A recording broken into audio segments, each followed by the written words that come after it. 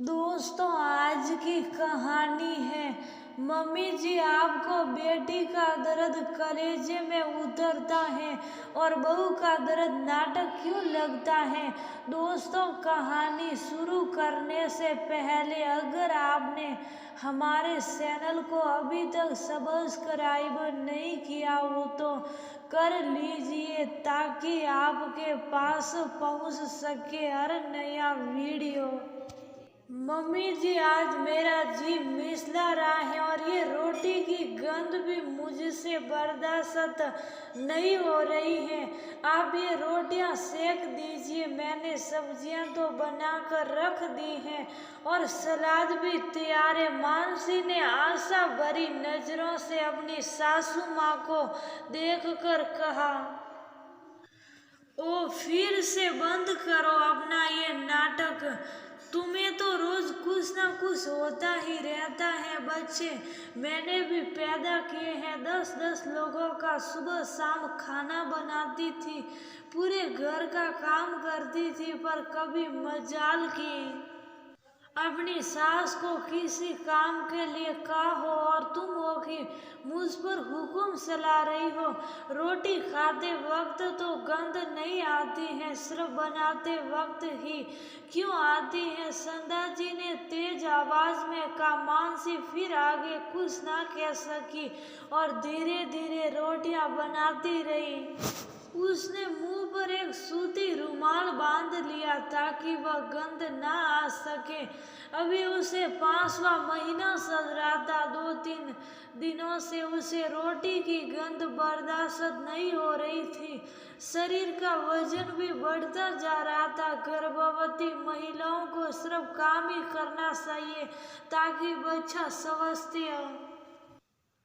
हो, ऐसा संध्या जी का मानना था। पर वह कभी नहीं कहती थी कि थोड़ी थकान महसूस हो तो थोड़ा आराम भी कर लेना चाहिए। यूं तो मानसी घर के सारे काम करती थी, बस एक बाई झाड़ू पोछे के लिए आती थी। वो सुबह सुबह कर जाती थी। उसके अलावा भी घर में 100 काम होते हैं। मानसी के सास ससुर पति देवर के अलावा एक ननद भी है जो अभी कॉलेज की पढ़ाई कर रही है। संध्या जी उसके लिए भी वर तलाश रही है। कॉलेज पूरा होते ही वह उसकी शादी कर देना चाहती है।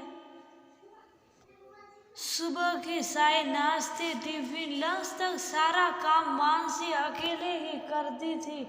फिर कपड़े सुखाने से लेकर उन्हें प्रेस करने की जिम्मेदारी उसी की होती थी। शाम की चाय, स्नैक्स से लेकर रात का खाना और बर्तन तक वो खुद ही करती थी। सारा काम अकेले करके और खड़े रहकर उसके पैरों में सूजन आ गई थी। मानसी की ननद रूसी भी उसकी हम उम्र ही थी।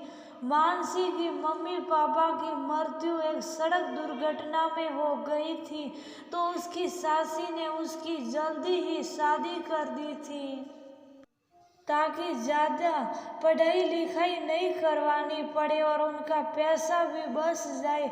मानसी ऐसी अवस्था में बड़ी ही परेशान रहने लगी थी। पति मोहित को उसकी बात सुनने की फुर्सत नहीं थी। वह अपनी मम्मी के खिलाफ कुछ सुनना भी नहीं चाहता था। वह अपनी परेशानी आखिर किस से कहती। उसकी सासी भी कम ही बात करती थी। एक दिन रविवार दोपहर को वह रसोई में काम कर रही थी तो थकान और दर्द के मारे उसके आंसू ही निकल गए। जब उसकी ननद रूसी ने देखा तो उसने पूछ लिया, भाभी आप रो क्यों रहे हो? आपको कोई तकलीफ है क्या? उस दिन मानसी का सारा गुबार फूट गया। उसने अपनी सारी तकलीफें रूसी को बता दी। रूसी को यह सब देखकर बहुत दुख हुआ। वह ज्यादातर अपनी पढ़ाई और सहेलियों में व्यस्त रहती थी और जब भी घर पर रहती तो संध्या जी मानसी के साथ प्यार से बात करती थी। अगले दिन रूसी कॉलेज नहीं गई। और सिर दर्द का बहाना लेकर लेट गई। संदा जी ने पूरा घर सिर पर उठा लिया क्योंकि उनकी बेटी के सिर में दर्द जो हो रहा था। मम्मी आप इतनी क्यों परेशान हो रही हो? आखिर सिर दर्द ही तो हो रहा है। मुझे लैपटॉप पर काम करके कॉलेज के असाइनमेंट पूरे करके देने हैं, वरना मैम मुझे बहुत डांटेगी।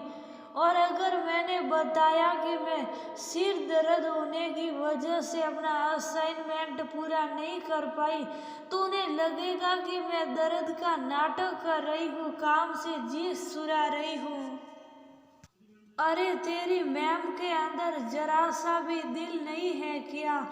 काम कल की जगह परसों जमा करवा देना। कोई इतने दर्द में कैसे काम कर सकता है? मैम के क्या बच्चे नहीं हैं जो उन्हें बच्चों का दर्द महसूस नहीं होता? तभी मानसी अदरक वाली चाय लेकर आ जाती हैं। रूसी चाय का घूंट पीकर कहती हैं, मम्मी जब भाभी इतने दर्द में अकेले काम कर सकती हैं तो मेरा तो ये मामूली सिर दर्द है। हमारी मैम के पास तो दिल नहीं है, पर आपके पास तो दिल है जो मेरी छोटी सी बीमारी में पिघल गया। आप तो माँ हो, आपने तो बच्चों को जन्म दिया है। वह दर्द सिर्फ अपनी ही संतान के प्रति है, आपकी संतान की संतान को जो जन्म देने वाली है उनके प्रति आपकी ममता और भावनाएं क्यों सो गई हैं? आप इतनी कठोर कैसे हो सकती हैं? आज आप मेरे दर्द में मेरी साथी हैं, पर भाभी के तो माँ भी नहीं है। वो अपना दर्द किससे कहे? भाभी का दर्द आपको नाटक ही क्यों लगता है? बेटी का दर्द कलेजे में उतरता है और बहू का दर्द नाटक लगता है। आप मुझे तो सिर दर्द में भी इतना आराम करवा रही हो और भाभी से इतनी तकलीफ और दर्द में भी काम करवाती हो। उनकी जरा सी भी मदद नहीं करती हो। कल की मेरी सास भी मेरे साथ ऐसा ही व्यवहार करेगी तो आपको कितना दुख होगा। भाभी की मम्मी को भी वहाँ ऊपर दुख हो रहा होगा अपनी बेटी रूसी की बातें सुनकर। संदा जी शर्म से जमीन में गड़ गई। उनकी बेटी ने उनकी आंखें खोल दी।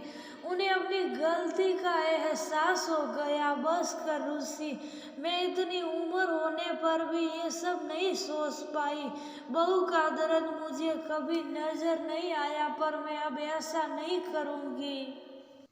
मुझसे जितनी मदद हो पाएगी मैं मानसी की मदद करूंगी और उसका दर्द एक बेटी का दर्द समझकर महसूस करूंगी। मानसी ने अपनी ननद को बहुत धन्यवाद दिया। आखिर उसने सगी बहन जैसा फर्ज अदा किया था।